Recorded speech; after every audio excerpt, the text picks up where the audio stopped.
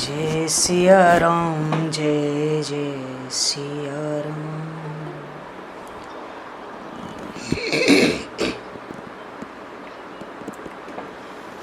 जय सिया राम, जय जय सिया राम।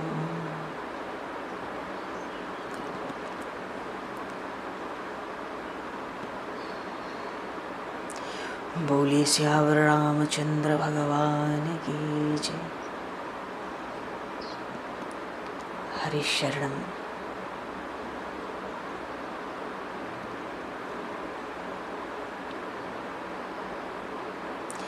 भक्तवांक्षा कल्पतरु शरणागत वत्सल, भक्त वत्सल, असंख्य कल्याण गुण गणलय श्री राम राजा सरकार की असीम कृपा करुणा से संपूर्ण राम दरबार की भावमयी उपस्थिति में एवं आप सभी श्रद्धालु भक्त वैष्णवों की मंगलमयी और पावन सन्निधि में महापुरुषों के परम अनुग्रह से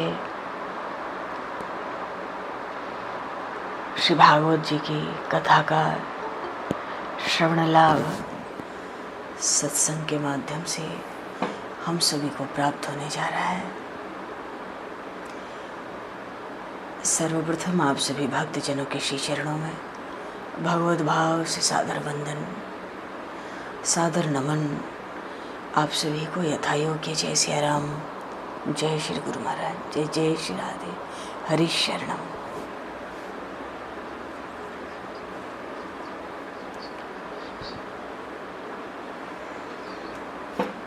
जय हो।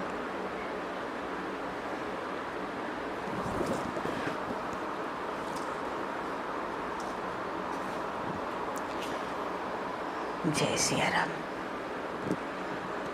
श्रावण का मास चल रहा है। भगवान शिव की विशेष आराधना का पर्व है। संपूर्ण मास का उत्सव है। सेवक सखा स्वामी सिय पिय के। भगवान शंकर नारायण के सेवक हैं।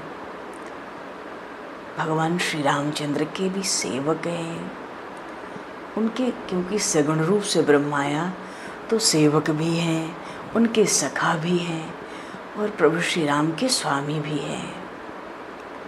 ऐसे शिव जी के महात्मा को कोई क्या गा सकता है। 2 अक्षरों का तो नाम है शिव, और इस ये शिव नाम मुख से निकला नहीं कि अनेक पाप नष्ट हुए। देवताओं को प्रभु ने जब उपदेश दिया था ना,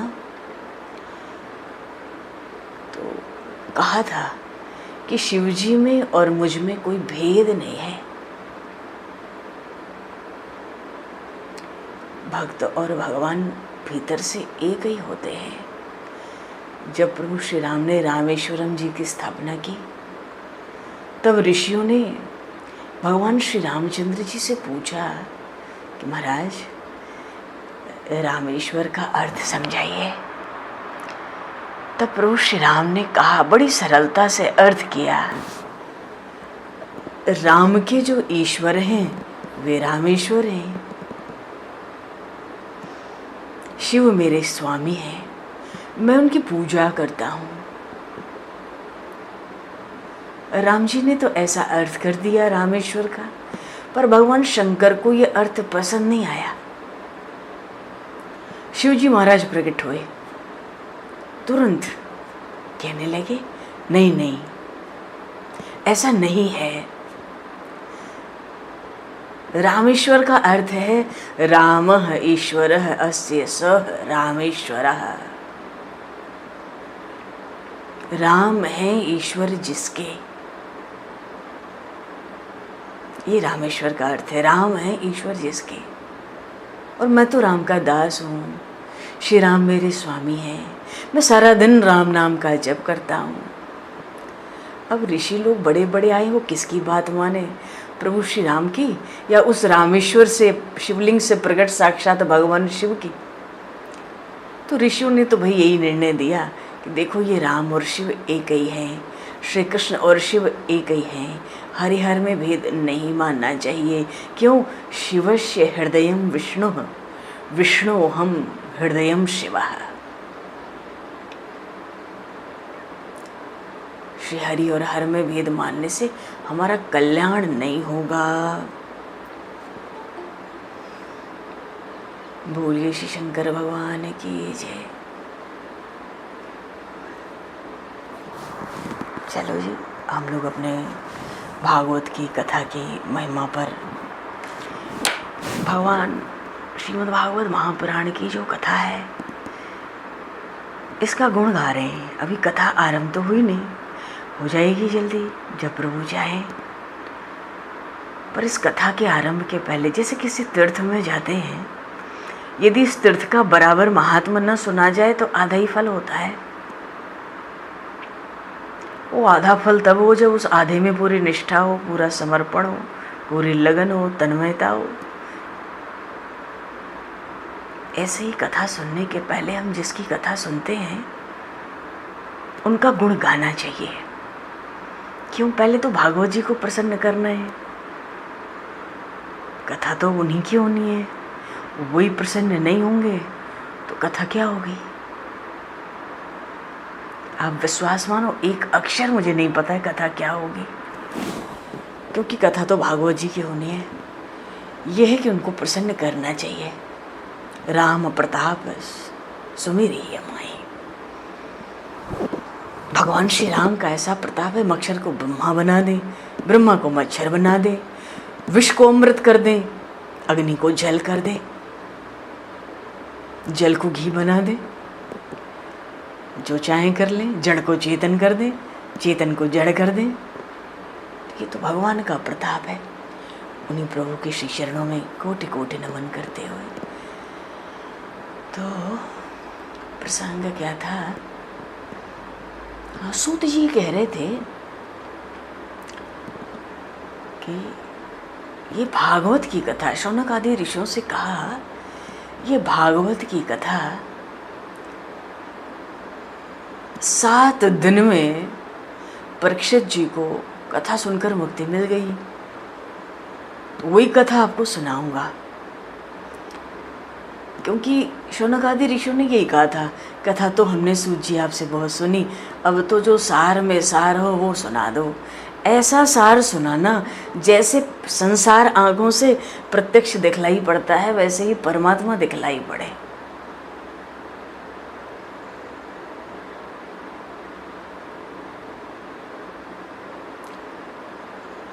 बद्री नारायण की जो यात्रा होती है उनको बद्री विशाल भी कहते हैं।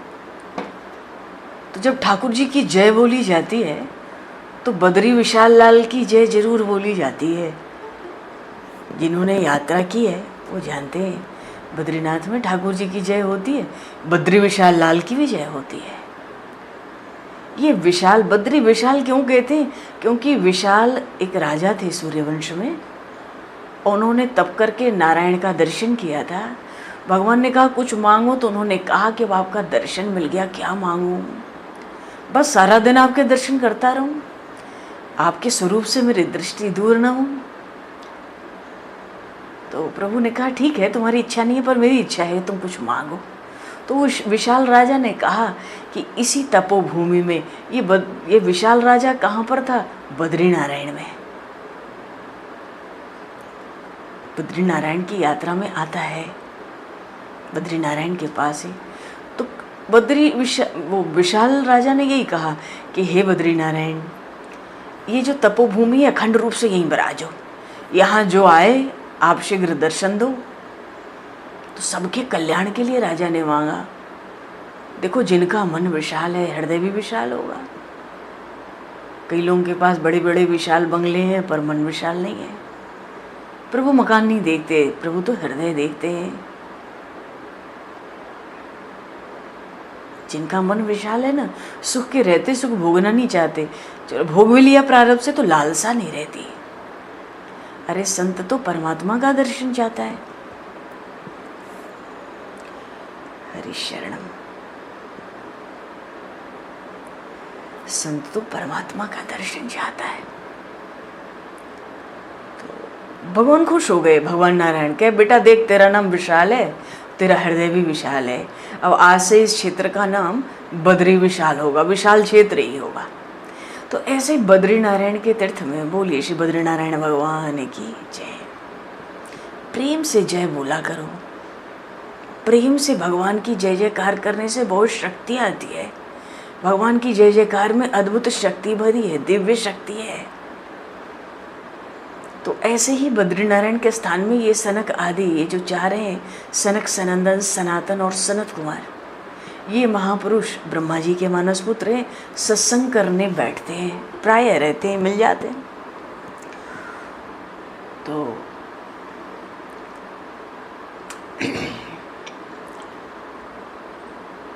देखो, जो सत्संग सुनना चाहते हैं, कथा सुनना चाहते हैं, ऐसे जो वैष्णव हैं, वो तो सर्वकाल ऐसा ही अनुभव करते रहते हैं कि प्रभु का मुझ पर बड़ा अनुग्रह है, बड़ी कृपा है। प्रभु जो कर रहे हैं मेरे कल्याण के लिए, मैं प्रभु का हूँ।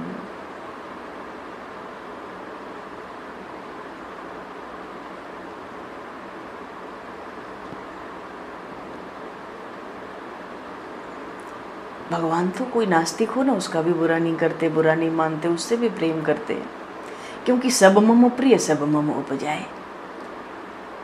भक्तों के जीवन धन भगवान है, इसलिए भक्तों में भगवान का विश्वास होता है। भक्तों को विश्वास होता है भगवान जो करते हैं वो गलत नहीं कर सकते। मैं भगवान का हूँ, भगवान मेरे भले के लिए करते हैं।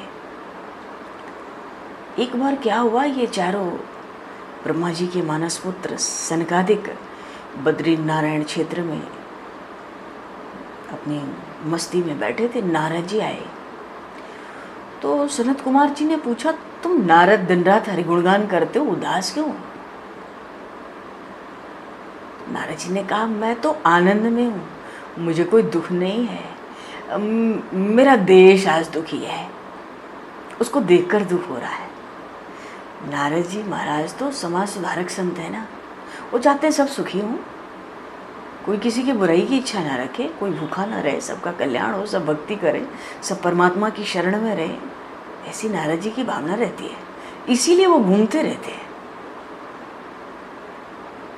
पर नारद जी उदास तो दिख रहे हैं, पर अपने आनंद में है, बात ठीक है। देखो, इस कलयुग में अब कहीं स्वच्छता तो दिखलाई ज़्यादा देती नहीं, तो स्वच्छता ही नहीं दिखेगी तो पवित्रता तो रहेगी नहीं। व्यवहार में प्रपंच ही तो बढ़ रहा है, तो शांति इसलिए नहीं मिलती। जो प्रपंच में रहता है वो अशांत रहता है, भले बंगले में रहे, कोठी में रहे। तो नारद जी ने दुख का कारण बताया, जगत को देखकर दुखी क्यों है? कहते हैं ज्ञान का विक्रय हो रहा है। ज्ञान देकर बदले में कुछ लेन देन हो रहा है, कथा के नाम पर, ज्ञान के नाम पर। इससे इस संसार में बहुत दुख बढ़ रहा है, रोग बढ़ रहा है, और अन्न का भी विक्रय हो रहा है, वो भी होने लगा। अब कोई कहे महाराज हम तो अन्न का विक्रय नहीं करते, होटलों में भले होता हो, पर हम तो भोजन पाने वाले को थोड़ा भी काम कर दे तो अच्छा है। अजी, ये भावना ही अन्न का विक्रय है, और इससे पाप लगता है, बड़ा पाप लगता है। अन्न के विक्रय से किसी को भोजन करावें तो बदले में भावना ना रखें कि चलो ये भोजन कर ले तो हमारा ये काम कर जाए। भोजन का लोभ, भोजन करा के कुछ काम निकालना अंदर रख के, ये पाप है। क्योंकि सनातन धर्म की मर्यादा ये है कि भैया भोजन देने वाला जो होता है ना, भोजन पाने वाले को रुपया भी देता है, दक्षिणा भी देता है, वंदना भी करता है, नमस्कार भी करता है। क्योंकि बड़ी सेवा भोजन बनाना नहीं है, बड़ी सेवा तो यह है जो पा लिया। कोई भक्त पाले, भगवत प्रेमी पाले, वैष्णव साधु ब्राह्मण सन्यासी पाले, तो क्या पूछना है। पर फिर भी कोई अन्न पाए तो बहुत बढ़िया बात है। तो इसलिए कष्ट में नारद जी की एक तो ज्ञान का विक्रय हो रहा है, और अन्न का भी विक्रय होने लगा। जब अन्न का विक्रय होता है ना, तो जो धरती माता है ये अन्न के रस को अंदर ही निगल जाती है। अब ज्ञान का जब विक्रय होगा तो ये ज्ञान भी पुस्तकों में ही रहेगा। अरे तरह तरह की चीज़ें हैं। देखो, नारद जी ने कहा कि आप लोग तो महापुरुष हैं, आपके दर्शन से बड़ा अच्छा लग रहा है। देखो, संतों का समय बहुत बहुमूल्य होता है, उनसे अधिक समय कभी भी नहीं मांगना चाहिए। तो नारद जी जब वृंदावन की तरफ डोल रहे थे तो एक स्त्री दिखाई पड़ी। वो बहुत दुखी थी। भो भो साधो क्षणम, उसने नारद जी से कहा कि आप एक क्षण के लिए रुक जाओ, आप संत हैं, आपके दर्शन से बहुत शांति मिल रही है, आपसे ज़्यादा समय नहीं मांग रही हूँ, एक क्षण ही मांग रही हूँ। वैसे भी हमारे शास्त्र में लिखा है कि भजन में, कथा कीर्तन में बार बार जाना बढ़िया है, पर साधु संतों को बार बार मिलने जाना अच्छी बात नहीं है, बहुत उचित नहीं है। क्यों? क्योंकि जो संत होते हैं ना, भक्त होते हैं, वो भगवान में तन्मय होने का प्रयत्न करते हैं। संत तो निरंतर भक्ति में रहने की इच्छा करते हैं, और संसारी जीव जब संत से बार बार मिलने जाते हैं तो संत का समय ले लेते हैं, उससे उनकी भक्ति में विक्षेप होता है। अब वो बोल पावे ना बोल पावे। खैर, तो नारद जी ने पूछा कि आप कौन हो? तो उस स्त्री ने कथा सुनाई। क्या? मेरा नाम भक्ति है, बोलिए श्री भक्ति महारानी की जय। देखो, इन सब की, इनकी बड़ी आवश्यकता हम सभी को है। भक्ति महारानी है, साथ में दो अचेत पड़े हुए हैं। ये कौन है? ये हमारे पुत्र हैं, ज्ञान और वैराग्य। अच्छा भगवान, भक्ति माता कहती है ये वृद्ध हो गए, मूर्छित हैं। द्रविड़ देश में तो मेरा जन्म हुआ था, कर्नाटक में बड़ी हुई, महाराष्ट्र में मैं कहीं कहीं मुझे सम्मान मिला, गुजरात में तो मेरी स्थिति ही बिगड़ गई। जब द्रविड़ देश पहुंची तो भक्ति महारानी का वो पीहर कहलाता है। क्यों? श्री शंकराचार्य स्वामी जी महाराज, श्री चैतन्य महाप्रभु जी महाराज आदि सब आचार्य दक्षिण भारत में प्रकट हुए। देखो, अवतारों का प्रागट्य तो उत्तर भारत में हुआ, भगवान के अवतारों का, पर दक्षिण भारत में आचार्य प्रकट हुए। दक्षिण में भक्ति महारानी प्रकट हुई, कर्नाटक में पुष्टि मिली, उनकी वृद्धि हुई। आचार विचार देखो, जहाँ शुद्ध होंगे ना वहीं भक्ति पुष्ट होती है। बात यह है कि सदाचार तो नींव है, और सदविचार उसके ऊपर बना हुआ महल, कोठी, बंगला, कुछ भी कह लो। भक्ति का, भगवत प्राप्ति के लिए सदाचार नींव है। अगर नींव मजबूत है तो विचार स्थिर रहेंगे, और नींव मजबूत नहीं है तो सद्विचार हमारा स्थिर नहीं रहेगा। तो नींव क्या है? सदाचार। सदाचार का क्या अर्थ होता है? सदाचार का अर्थ होता है शास्त्र के अनुसार आचरण करना।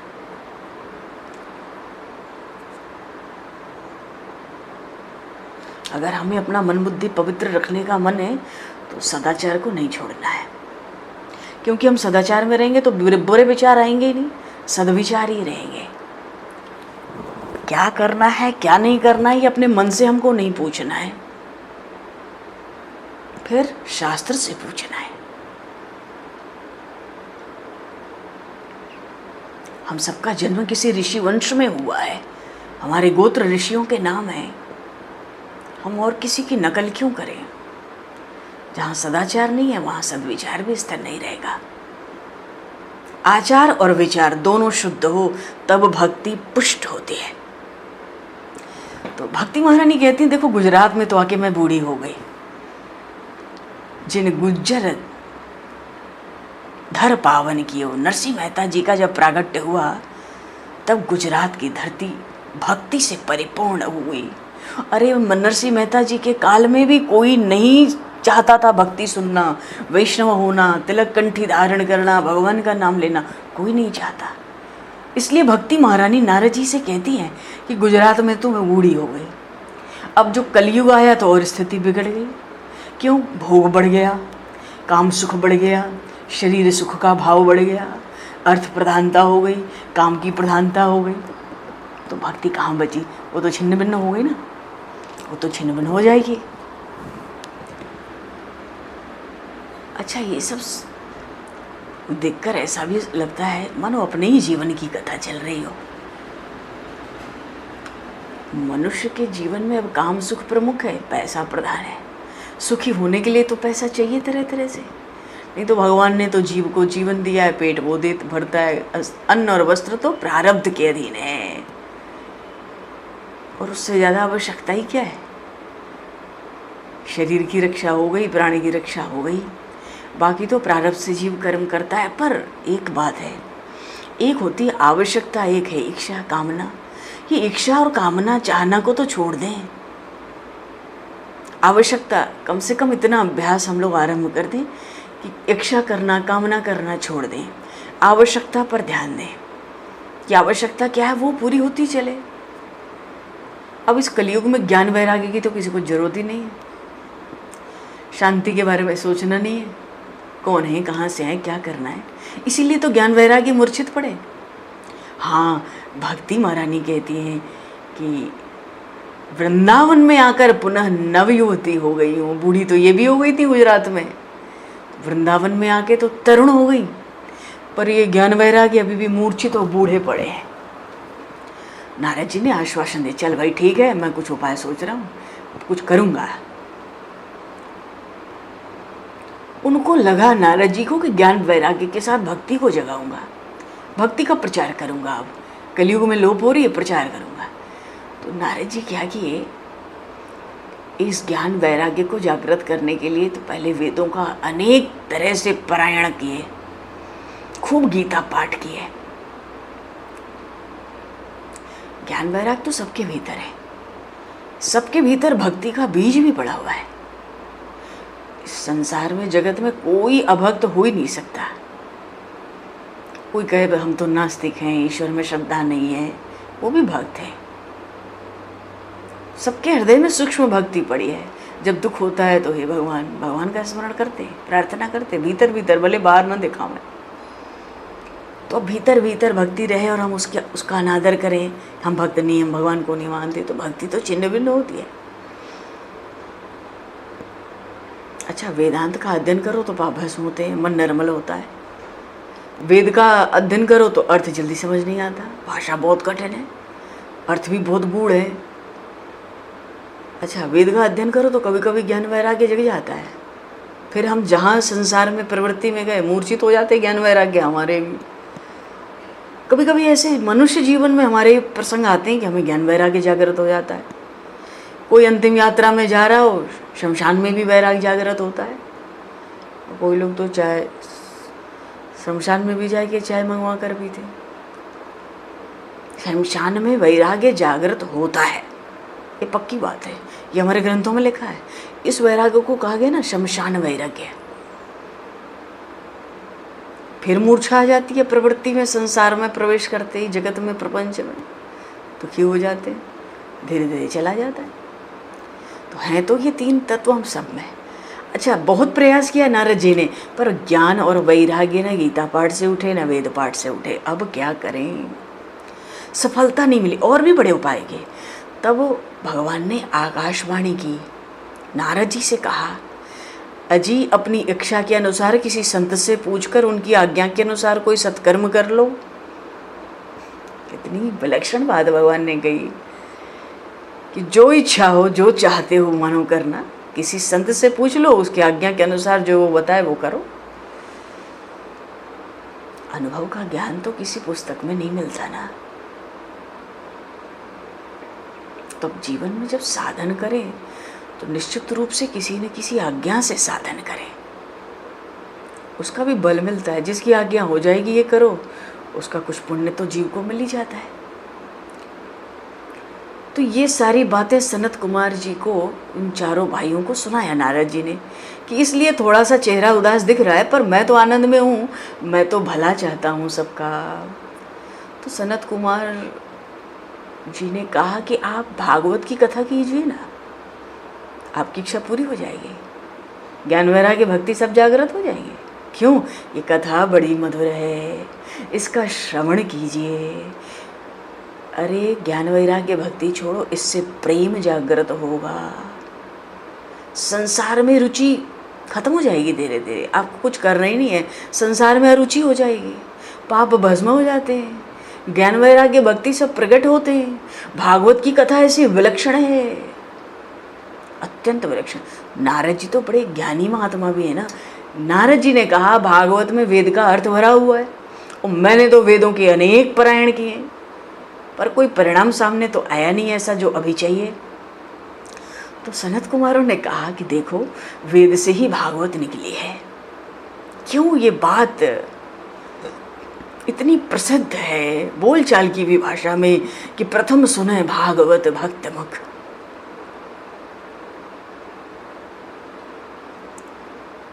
प्रभु भागवत कहेंगे, सुनेंगे तो कृष्ण चरित्र होंगे, भक्तों के चरित्र होंगे, कुछ रामचरित्र होंगे, फिर राम कथा भी कहने का शायद प्रभु अवसर देंगे, खुद ही करेंगे, कराएंगे। कथा का तो लोभ ही बहुत विचित्र है। एकांतिनो यस्य न कंचनार्थम। वस्तुतः जो भगवान के शरणागत भक्त हैं वो धर्म अर्थ काम मोक्ष कुछ नहीं चाहते। क्या चाहते? भगवान के परम मंगलमय चरित्रों को श्रवण करना चाहते हैं, विलक्षण चरित्रों को, अति आनंदित गुप्त प्रकट चरित्रों को सुन सुन के आनंद के समुद्र में गोते लगाना चाहते हैं। भगवान की कथा में वो रस है, पर उस रस की प्राप्ति, वो रसास्वादन भी भगवान ही करा सकते हैं। वही कहने वाले, वही सुनने वाले।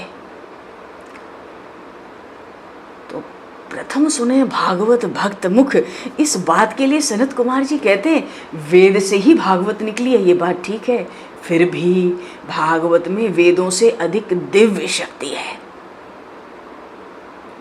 कैसे? अजी दूध से घी उत्पन्न हो जाता है, दूध न हो तो घी निकलेगा क्या? घी तो दूध से निकला, पर दूध न हो तो घी निकल नहीं सकता। भागवत वेदों से ही निकली है, पर इसका मूल्य, इसकी दिव्यता, इसकी शक्ति वेदों से भी ज्यादा है, क्योंकि दूध से अधिक शक्ति तो घी में मिलती है। अब दीपक जलाना है, 2 तोला घी लो तो भी दीपक जल जाए, और 2 मन दूध हो और घी ना हो, जलेगा क्या? कहने का भाव है, सनत कुमार जी कहना चाहते भागवत सर्व वेदों में है, भागवत सर्व वेदों का सार है। श्रीमद् भागवत के महात्म्य में आया वेदोपनिषदाम सारा जाता भागवती कथा। अरे वेद और उपनिषद का सार भरा है, ये तो आनंद रूपी अमृत है। वेद उपनिषद की भाषा कठिन है। देखो भागवत में भी व्यास जी ने वेदांत के सिद्धांत ही दिए, और कोई बात नहीं है, फिर भी भागवत सबका सार है।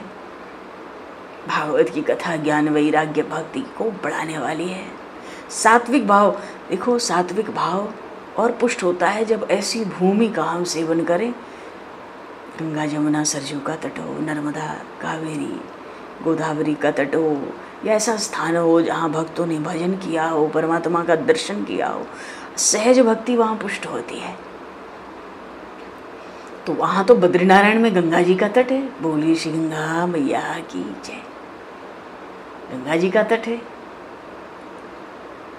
तो बड़ा आनंद है ऐसे स्थानों में, धामों में कथा सत्संग का तो बड़ा आनंद है, कीर्तन का। अच्छा, जब कथा हुई ना तो ऐसी पवित्र भूमि थी बद्रीनारायण की, पशु पक्षी बैर भूल गए। वैसे तो महापुरुष काशी को आनंद वन कहते हैं, पर आज तो बद्रीनारायण के गंगा तट पे आनंद ही आनंद हो रहा है। गंगा तट पर कथा होती है तो सोचो कितना आनंद होगा। तो ये लोग तो थे ही सब देवता है, ऋषियों को निमंत्रण भेजा गया, श्री गंगा जी पधारी, श्री जमुना जी पधारी, श्री सरस्वती माता पधारी, बड़े बड़े ऋषि पधारे। तो कुछ आलस में बैठे थे, कुछ अभिमान में बैठे थे, हमने बहुत भागवत पढ़ ली, अब क्या मालूम करना है, सब पता है, कथा में नहीं आए। तो महर्षि भृगु ब्रह्मा जी के पुत्र हैं, सबके घर एक एक के घर जाते, उनको प्रेरणा देते और कथा में ले आते। कहते जो कोई कहते जी व्यस्तता, कहते 1 घंटे सुन लेना, आधे घंटे सुन लेना, बैठ जाना, मत सुनना, बैठ जाना, थोड़ी देर सो लेना। पर हाथ जोड़ते महाराज भृगु चलो चलो कथा में चलो। महर्षि भृगु सोचते मेरी प्रेरणा से कथा में जाएंगे, कथा सुनेंगे, प्रभु का कुछ नाम स्मरण चिंतन कल्याण तो इनका होगा ही, तो कुछ भला ही है। एक बात निश्चित है कि धर्म और मोक्ष ये अर्थ और काम के लिए कहने की ज़रूरत नहीं है किसी को। सब सीखे सिखाए हैं भोगने में और कमाने खाने में। ये किसी को सिखाने की जरूरत नहीं, भाई बड़े हो गए, नौकरी करो, घर परिवार है, क्या कर रहे हो, ना ना। क्यों, भोग अर्थ और काम तो सबको चाहिए। अर्थ नहीं होगा तो काम सुख कैसे भोगेंगे, भोग कैसे भोगेंगे, वासनाएं कैसे पूरी होंगी, धन से ही तो होंगी। तो अर्थ और काम के लिए किसी को कहने की ज़रूरत नहीं है। पर धर्म और मोक्ष की प्राप्ति के लिए प्रेरणा दिए बिना मनुष्य आगे नहीं बढ़ेगा। जो भी आगे बढ़ा है महापुरुषों की, संतों की, भक्तों की, धर्मात्माओं के, महात्माओं की प्रेरणा से ही इस मार्ग में बढ़ा है। बिना महात्माओं की प्रेरणा के धर्म और मोक्ष में आप नहीं बढ़ सकते। इसलिए महर्षि भृगु घर घर में जाते, कथा में आने के लिए सबको हाथ जोड़कर गिड़गिड़ाते, आग्रह करते। और सनत कुमार जी महाराज व्यासासन पर विराजमान हुए। बोले श्री सनत कुमार जी महाराज की जय।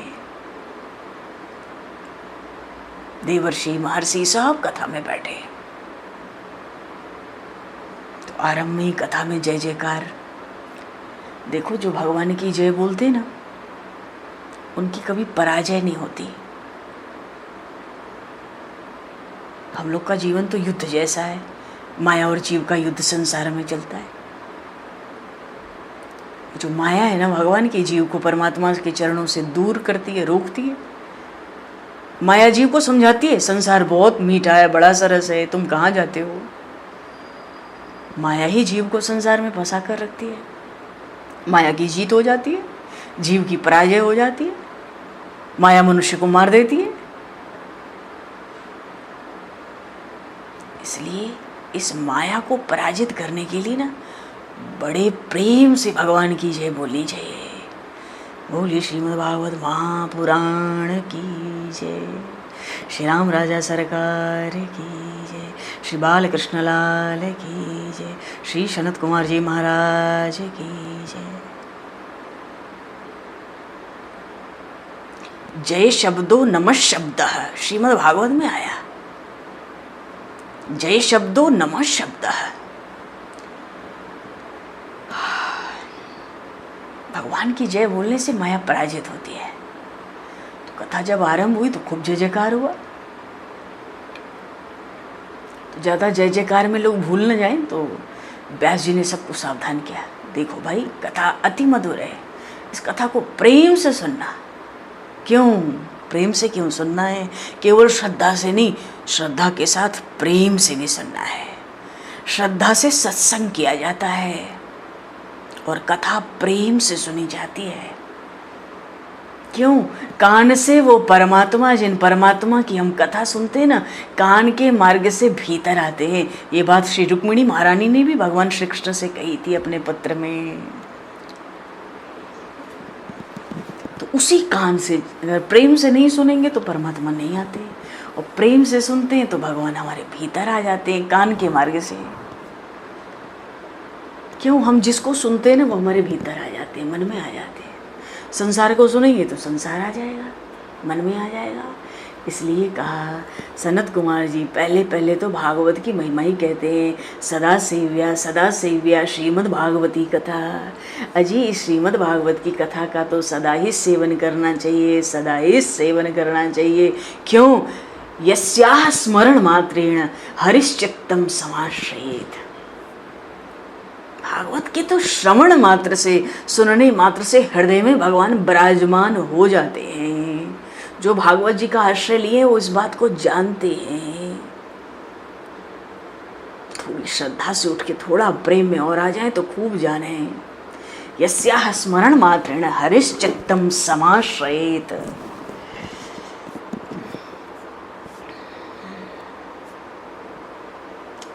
मधुर भाव प्रेम से, श्रद्धा से, परम श्रद्धा, अतिशय श्रद्धा से जो भागवत सुनते हैं, भगवान उनके हृदय में सर्वदा के लिए बसते हैं। हरि बसें उनके ही सर्वदा।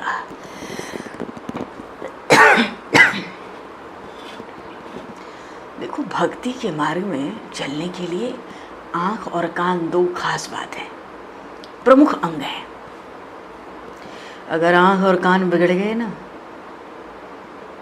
तो भक्ति में बड़ी बाधा आती है। और गणेश जी भी इस बाधा को दूर नहीं करेंगे। तुमने आँख कान खुद बिगाड़े। हमारे मन पे खराब वस्तुओं का असर होता है ना। खराब शब्द सुन लो तो मन खराब हो जाता है। इसलिए वेद आज्ञा देते हैं इस विषय में। क्या देते हैं आज्ञा? कोई खराब शब्द कानों में आने ना पाए, कोई खराब चित्र आंखों को दिखाई ना दे। भद्रं कर्णेभिः शृणुयाम देवाः, भद्रं पश्येमाक्षभिर्यजत्राः। तो ये कथा कोई खराब शब्द कान में आने न पावे, कोई खराब चित्र आंखों से दिखाई न दे, वेद आज्ञा दे रहे।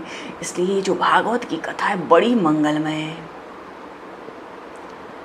इस कथा के श्रवण से क्या होता है? वो भगवान श्री कृष्ण कान के द्वारा भीतर आते हैं। अच्छा, जब भीतर प्रभु आते हैं ना तो भगवान का जो प्रवेश है वो आँख के द्वारा भी होता है और कान के द्वारा भी हृदय में होता है।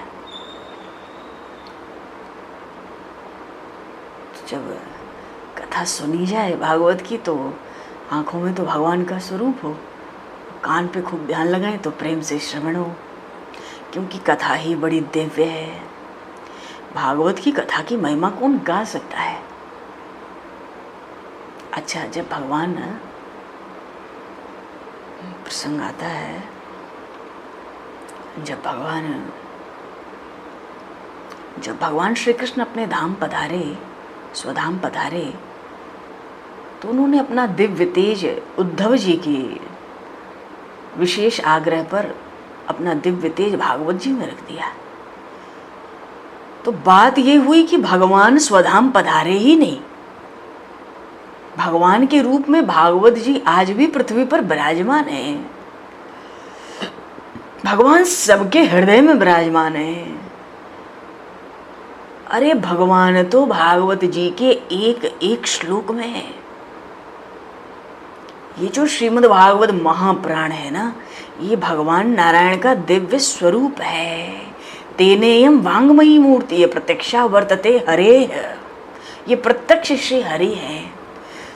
भागवत जी को सामने देखकर जो खड़े होकर प्रणाम नहीं करता ना, उसका 1 वर्ष का पुण्य नष्ट हो जाता है। जिनके घर में भागवत जी रखे होते हैं ना पूजा के स्थान में, उनके पितर स्वर्ग में बढ़िया मीठा जल, शहद, घी पीते हैं रखने मात्र से। पूजा, आरती, तुलसी अर्पण एकदम। ये भागवत भगवान की साक्षात शब्दमयी मूर्ति है, वांगमयी मूर्ति। शब्द के रूप में एक एक श्लोक में नारायण ही भरे हैं। भगवान भागवत की कथा सुनने से ही नहीं, उन भागवत के दर्शन से भी, उनके पूजन से भी सब पाप समाप्त हो जाते हैं, चाहे कैसा भी पापी हो। देखो, कैसा भी पापी हो, भागवत की कथा सुन लेना, जीवन जरूर सुधरेगा। क्यों? ये कथा पाप को भस्म कर देती है। कारण क्या है? जो शक्ति भगवान में है ना, वही दिव्य शक्ति इस भागवत शास्त्र में है। और अगर महापुरुषों की बात करें, अपने राम तो जिलाए खिलाए उन्हीं लोगों के हैं। अगर महापुरुषों की बात करें तो भगवान से भी अधिक शक्ति भागवत जी में है। बोलिए श्रीमद् भागवत महापुराण की जय।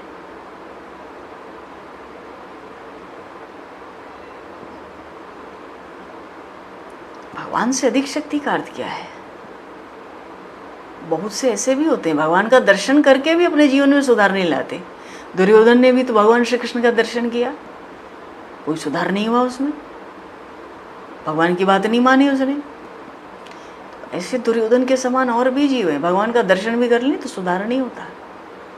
पर भागवत की कथा सुन लें तो ऐसे जीवों का भी सुधार हो जाएगा, पूरी संभावना है। जो दर्शन से भी नहीं सुधरे ना, बात नहीं मानते, उनको कथा सुन के बात बन जाती है। ये कथा बड़ी दिव्य है।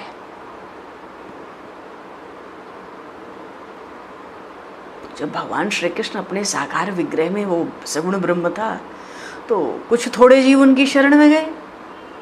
अरे उसी समय जरासंध हुआ, शिशुपाल हुआ, दंतवक्र हुआ, कंस हुआ, इतने इधर हुए, इतने महाभारत के युद्ध में हुए।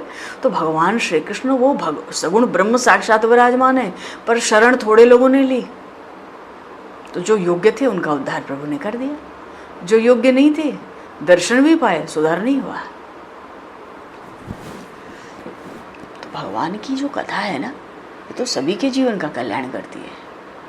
इसलिए कहा महापुरुषों ने कि भगवान से भी अधिक शक्ति भागवत की कथा में है।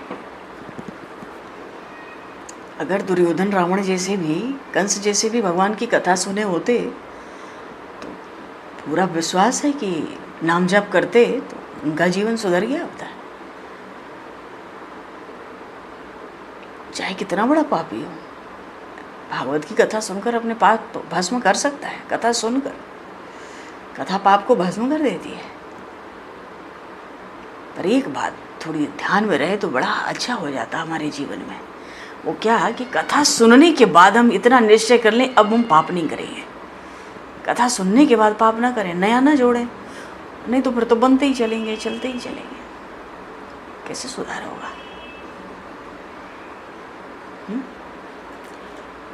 इतना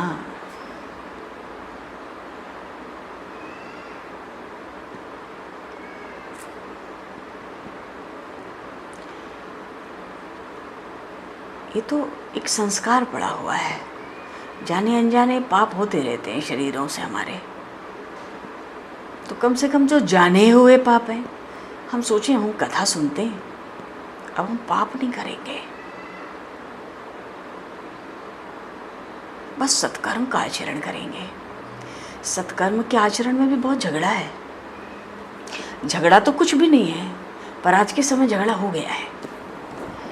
क्यों? शास्त्र की बातें, प्राणों की बातें अच्छी नहीं लगती। लोगों को लगता है क्या उपदेश दे रहे हैं हमें, पर भला वहीं से होगा। हम सदाचारी शास्त्र की आज्ञा का पालन करके ही होंगे। सदाचारी होंगे तभी तो सदविचार होंगे। सदाचार सदविचार न हो, आचार विचार बढ़िया न हो, रहनी सहनी करनी बढ़िया न हो, तो भक्ति थोड़ा ही पुष्ट होगी। अब तो कलयुग में लोगों को ये भी नहीं पता होता जूठा किसको कहते हैं। जूठा खाने में किसी का इतना दोष है, भले घर के भीतर खाएं, इतना दोष है, इतना भारी दोष है।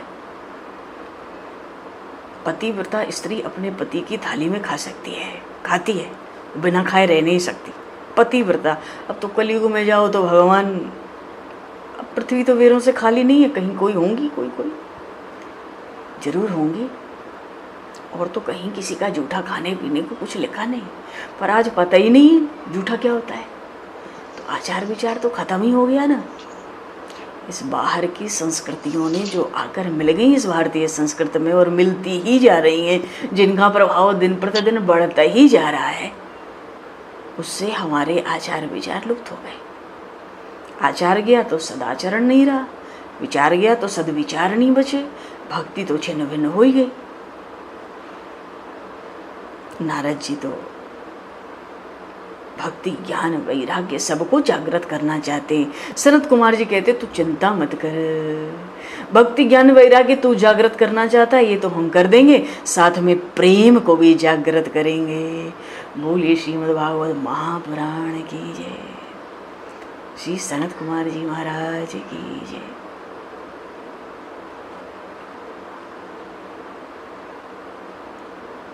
देव ऋषि नारद जी महाराज की जय। श्री बद्रीनारायण जी महाराज की जय। संपूर्ण राम दरबार की जय।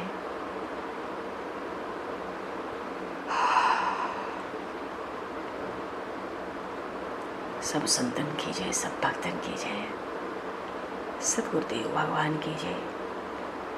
आज यहीं पर वाणी को विराम। वाक्य पुष्पांजलि प्रभु के श्री चरणों में सादर समर्पित।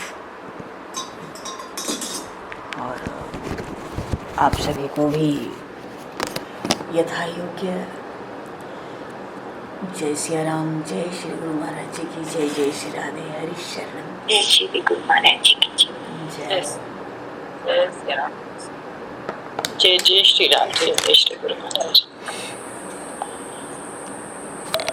जय श्री गुरु महाराज की।